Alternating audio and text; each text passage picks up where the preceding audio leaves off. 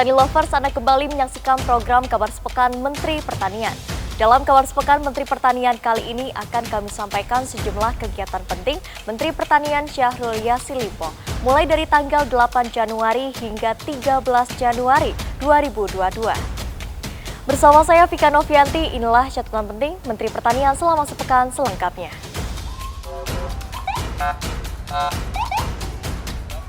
Kabar Sepekan Menteri Pertanian Syahrul Yassin Limpo di minggu kedua di bulan Januari atau tepatnya pada tanggal 8 Januari 2022.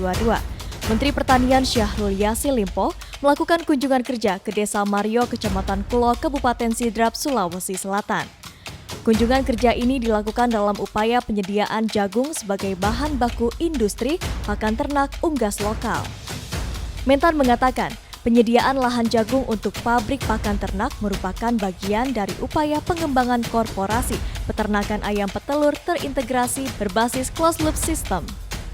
Ya kan, kalau closed loop itu mulai dari budidaya, input sistemnya tentu saja bahan dasar.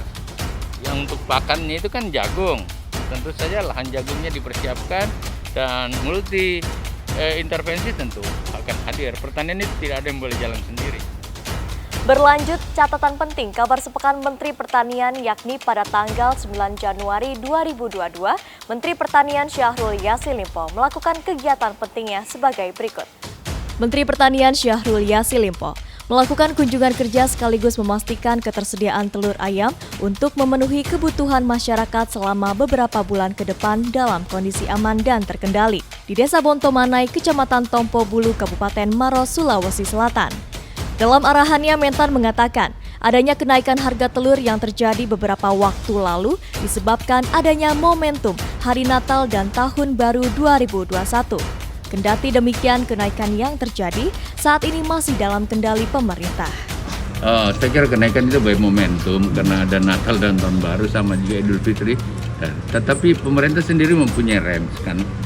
Sepanjang kenaikan itu dalam batas-batas yang dalam kendali pemerintah, tentu kita tidak intervensi. Intervensinya adalah tentu saja kalau dia melampaui batas tertentu, dilakukan operasi pasar, pendekatan pada antara produksi dan konsumsi atau kebutuhan pasar itu dilakukan.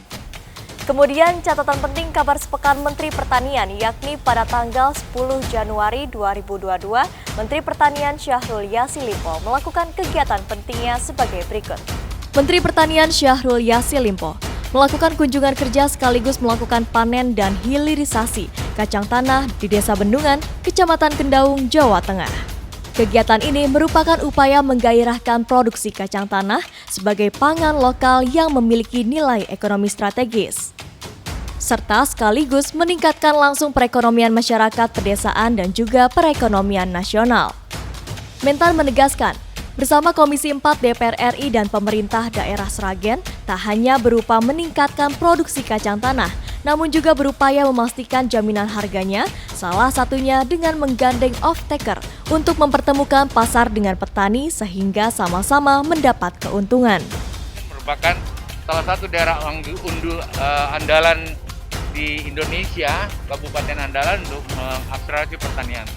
Hari ini kita kurang lebih 3.000 hektar kacang tanah yang coba dipersiapkan oleh Ibu Bupati untuk bisa mendapatkan kepastian langkah yang ada. Sama DPR, Komisi 4 juga ini adalah bagian-bagian dari namanya reguler maksimum. Jadi kegiatan regulernya para bupati kita booster gitu loh. Agenda penting Kabar Sepekan Menteri Pertanian lainnya yakni pada tanggal 11 Januari 2022 ialah sebagai berikut. Menteri Pertanian Syahrul Yassin Limpo didampingi Bupati Klaten Sri Mulyani melakukan tanam padi sekaligus pencanangan perdana Indeks Pertanaman atau IP 400 yang artinya pertanaman 4 kali setahun di Kabupaten Klaten guna menggenjot peningkatan produksi padi.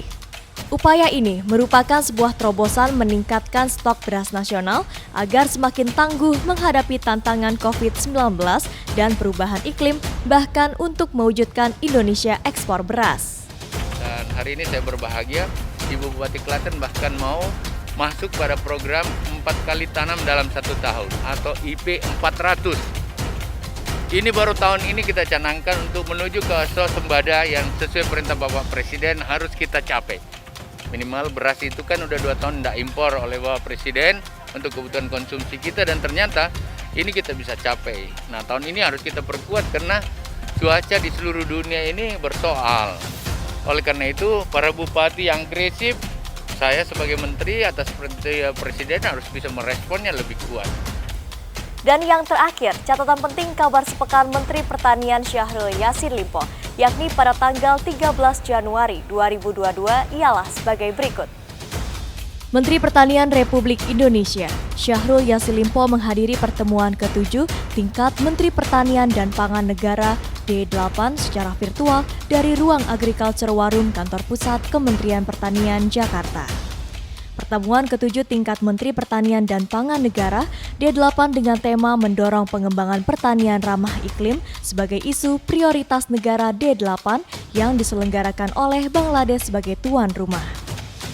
Oleh karena itu hari ini kita membahasnya dengan 8 menteri yang ada dan semua hadir dipimpin oleh Bangladesh dan kita sepakat untuk sama-sama mari kita hadapi nih dengan coba saling sharing, saling katakanlah membantu satu dengan lain agar produktivitas kita dari tantangan-tantangan climate change ini bisa kita hadapi bersama. Salah satunya menemukan berbagai alternatif pendekatan smart agriculture farming lah kurang lebih ya atau seperti itu. Demikianlah kabar sepekan Menteri Pertanian Syahrul Yassin Limpo edisi kali ini. Saya Vika Novianti beserta kru yang bertugas mengucapkan terima kasih atas kebersamaan Anda. Salam TV Tani. TV Tani, televisi pertanian pertama di Indonesia. Sampai jumpa.